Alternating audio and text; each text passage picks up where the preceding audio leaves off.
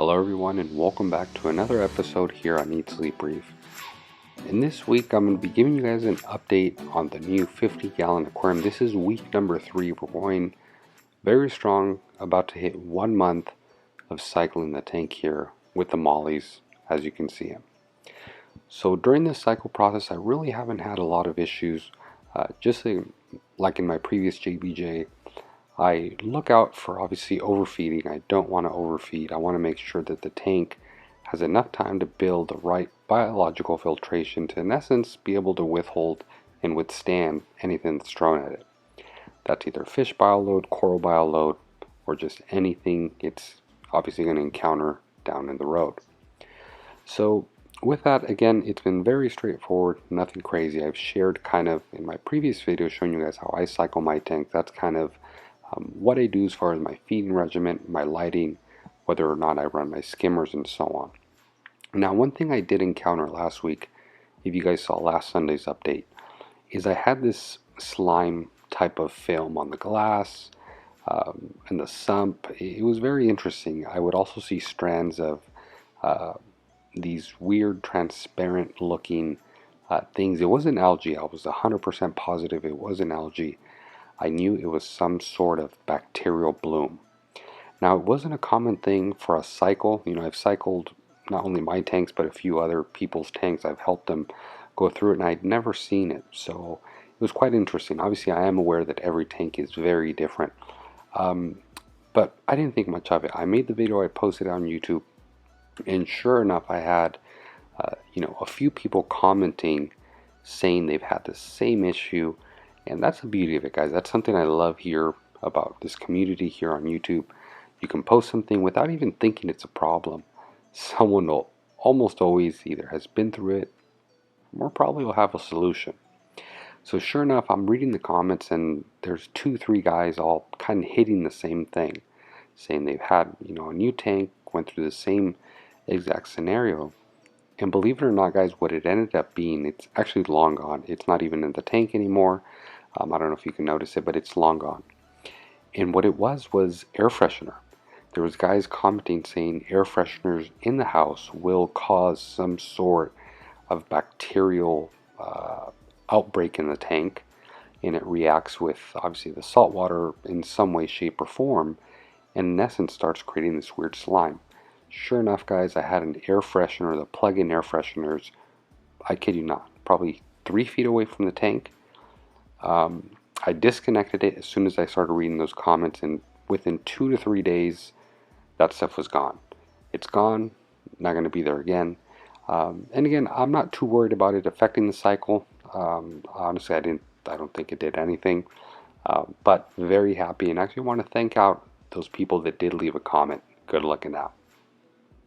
So on the rock and the sand bed, I've kind of been looking out to see if I can see any sort of a Diatom Bloom. Now with Diatom Blooms, I know a lot of people get them. On my last setup, my JBJ that I recently shut down, I don't know if you guys remember, if you guys go back to the first videos, I never had a Diatom outbreak in the tank. Not a bad thing, it's I really don't think it matters. I just feel the way I cycle them, it really allows for the bacteria and everything to take effect and settle itself in. Like I said, in that tank, I never, as far as I can remember, never really had a Diatom Bloom. So again, with this tank being 3 weeks, going on 4 weeks, this is about the point where if it is going to hit, it should have hit or be hitting within the next few days. Now again, this is something I've seen some small buildup on the rock of some sort of goldish algae. Kind of looks like a diatom, but it's very, very few spots. On the sand bed, as you guys can see, it's very clean. So all in all, I want to say it's going very well as far as the cycle is concerned. So getting on here to the bottom of the sump, guys, as you guys maybe are aware, maybe aren't aware, but on this tank, again, in the Eat Sleep Brief spirit of experimenting, I'm going to be doing 100% Triton Method. So if you guys that aren't aware of the Triton Method, I'm going to briefly give you guys a description of how it works. But right now, this is the sump that comes with the tank. So if you order a Motoquarium sump, this is what's going to be included. Obviously not the equipment, but as far as the layout of the sump. Now, for you guys that may be aware, the Triton method and how the Triton method works, I guess I can give you guys a brief rundown of it. So, the Triton method itself, guys, is a way in a system that has come up. It was, I forgot who actually, the person that came up with it, but Triton Lab themselves have this method where, in essence, you never have to do a water change. You're probably saying, so how do you do that? Well, they've developed a way where I think we all know there's certain elements that are natural to seawater. Obviously, as we put those elements in our tank, they get consumed by corals and obviously getting depleted. Not to mention there's certain metals, certain bad stuff that gets into our water column that sometimes, to be honest with you guys, there's really no test kits for. So a lot of times you could be having issues with your tank, and it's not even a nutrient issue, it's not a calcium, it's not a trace element issue, it's a bad metal that's in the tank that's accumulated, whether there's bad equipment, screws leaching out, rusting, or leaching metals in the tank. I mean, there's so many factors. Well, Triton Method Lab has developed a way where obviously you start your tank, start it from zero with good salt water, and after that, what you do is you do ICP test samples of your water, let's say once a month. You send those in, and whatever you get back as far as the results, whether elements or bad metals, you obviously take care of that by replenishing the bad elements, or obviously exporting the bad metals. They have certain bonding chemicals that'll expel those from your tank, if you will. But it's really that simple in a nutshell as far as how the Triton method works. All you're doing is really testing your water via ICP test and putting back in whatever's getting depleted. So over time, you'll get to see a rhythm of your tank. I'm just going to throw this out there for an example. Let's say strontium is one thing that's being consumed in your tank quite a bit. So you'll be able to replace, let's say for instance, strontium, and after a while you'll know what weekly or daily or bi-weekly regimen you need to be dosing, or in essence you can really stay into rhythm to your tank. And again, strontium is just an example I gave you guys. It can be tons of the other 32 elements that obviously our tanks used to thrive in. So in essence, what you're going to be delivering to your tank is a perfect, and I mean perfect, water chemistry using the Triton Lab. Now again, there is certain things that need to be done, one of which is doing the ICP test. After a long time, you'll kind of get a rhythm of what your tank consumes a lot of, and you'll be able to dose that in a daily regimen, or again, weekly or bi-weekly regimen. Now another big factor is going to be the sump. Now the Triton method, they have a way that your sump must be. And for this reason, I'm not going to be able to use a stock sump that came with the tank for obvious reasons, as I'm going to explain here shortly. So the way the Triton method works, guys, try to imagine yourself a rectangular sump that runs from left to right, okay? So in a standard sump, you'd have your drains go down to a filter sock, a filter cup, some sort of mechanical filtration, right?